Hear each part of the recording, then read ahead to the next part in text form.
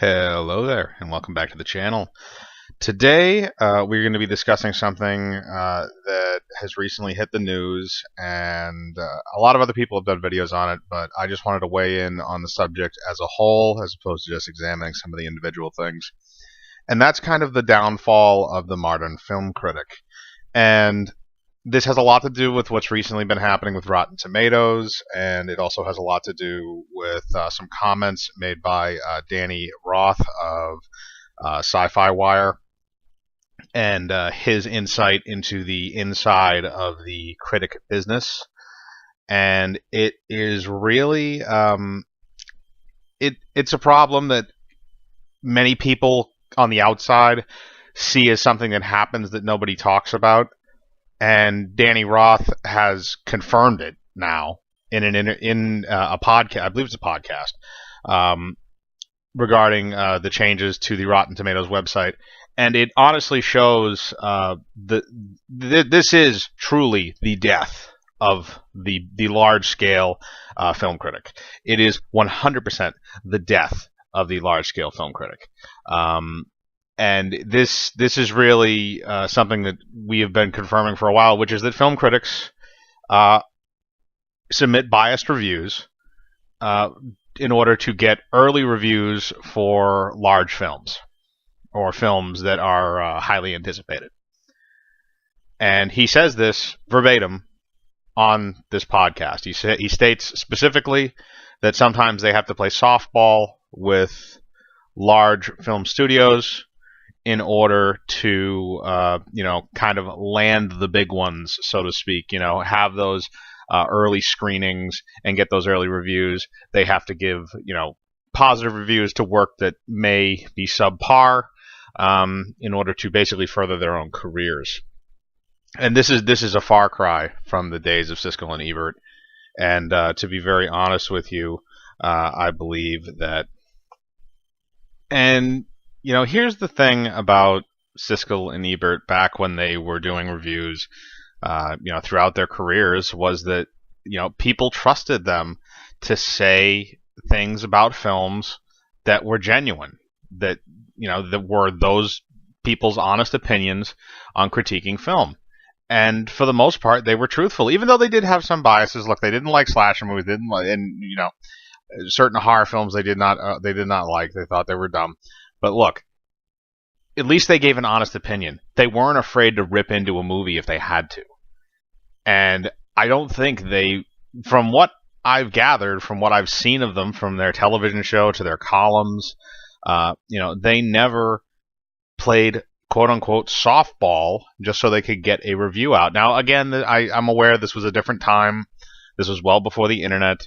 This is before a lot of advanced screenings and type of things like that. But you have to admire the fact that there was honesty there. And people trusted them. And because people trusted those two, they grew to trust others. And as that went on, that trust just kind of became something that people took for granted. And until the age of the internet, and until Hollywood started pressuring a lot, the studio specifically started pressuring a lot of these journalists, or I shouldn't say journalists, critics, and I use critics very, very lightly in some cases. It was still truthful until then. But then after that, you started seeing that, critics started going light on a lot of films, and it's become more and more of a problem recently, especially with the, whatever you want to call it, the culture war, or, the Hollywood's war on, white males that are in their mid-40s and stuff like that. But here's the thing, is that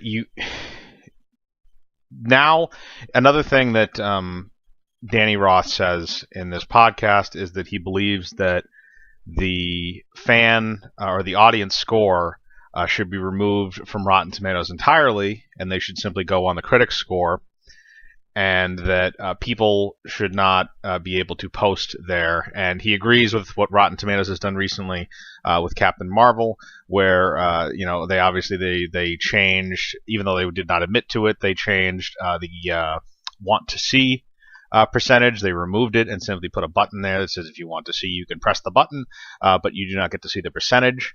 And then the other thing is that recently, and again, this may not have much to do with Rotten Tomatoes, other than them not policing it.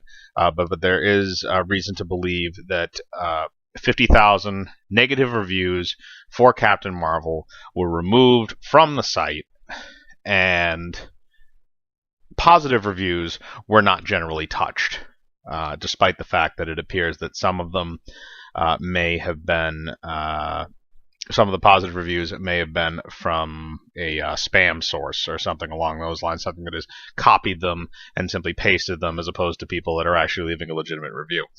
Now, here's the thing. Roth says multiple times about people abusing the site, and this is why we can't have nice things. Look, if you're going to abuse it one way, people are going to abuse it the other way. I think this is abuse going both ways. Now, look, are people that don't like the message that Brie Larson is sending, which personally I don't, are people that don't like that message going to go on that site and say this movie sucks even if they've never gone to see it? Probably, sure. I could imagine that there are plenty of people that probably did that.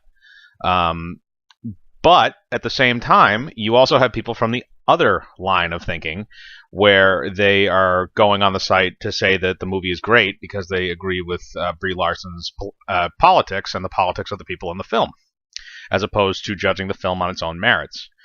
And that is going to balance itself. For the most part, those two things should balance themselves out. Look, the election was split 50-50 in 2016. I 100% believe that it's probably an equal amount of people that are doing the same thing. So removing 50,000 reviews to boost the score, I think a lot of those people legitimately saw that movie and thought it sucked and posted it on there and said, this movie sucks, don't go see it. But Rotten Tomatoes doesn't see it that way. And it's very clear that film critics do not see it that way either.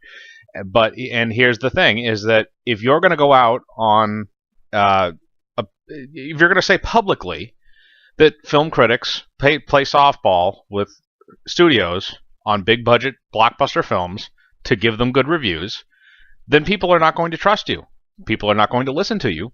People are not going to respect you. And if you demand that respect from them, then they are going to laugh in your face and tell you to go screw yourself. And that's just the way things are. Because if you're not going to be genuine with somebody, then why should they respect what you have to say? And that's just a basic human tenet. If I'm going to go up to somebody and say hi and tell them and talk to them, and I'm just going to lie the entire time, I'm going to say, oh, I'm a snake handler, and I was in the army, and I play professional basketball, or something like, things along that, things that are not true, and I'm going to try and play it up, and then they find out I lied to them. What gives them a reason to trust me after that? There is no reason for them to trust me after that. So they will not listen to me. And it is the same exact thing here, except on a far larger scale. You are releasing things to the public that are not genuine, and that is wrong. That is wrong in many different ways. And it violates a trust that a critic has with their audience. Because the whole purpose of the critic is to judge and critique something and relay that information to others so that they can make their own decisions. If you are unable to do that, quit your goddamn job and go do something that is more fitting to you. Maybe if you're used to lying, become a politician, become a lawyer, become something like that where you can bend the truth to your liking. And, maybe if you don't have enough money for that, maybe you could, become a radio personality, do something else, become a shock jock like some other Looney Tunes on national radio. But regardless of that, if you are unable to do your job correctly, then you should not be doing your job. You should be doing something else. And Danny Roth fully admitted that he is not doing his job correctly. And I expect the public to take notice of that, and I expect the public to no longer consider his opinion credible, as I do not. Now, to go on to the bigger point and move kind of past Danny Roth, is the idea of Rotten Tomatoes as a whole. Has Rotten Tomatoes at this point become so polluted that it is not a reliable site? And I think that it has at this point. I think at this point it has become an extremely polluted site it has become a battleground essentially for this, again, quote unquote culture war, where you have sides clashing over movies that do or do not follow a certain narrative, and you just have people butting heads and using this website as a tool for that. So at this point, I mean, I didn't put many eggs in the Rotten Tomatoes basket to begin with, but at this point, I would not trust them. I would trust, people like Jeremy Jahns. He's very straightforward with what he does. He's come out and he's a person who admits that he makes mistakes sometimes. And even if he wants a movie to be really good, he will give you an honest opinion, and I respect that about him. That's why I started watching him. Probably it's got to be almost 6 years ago now.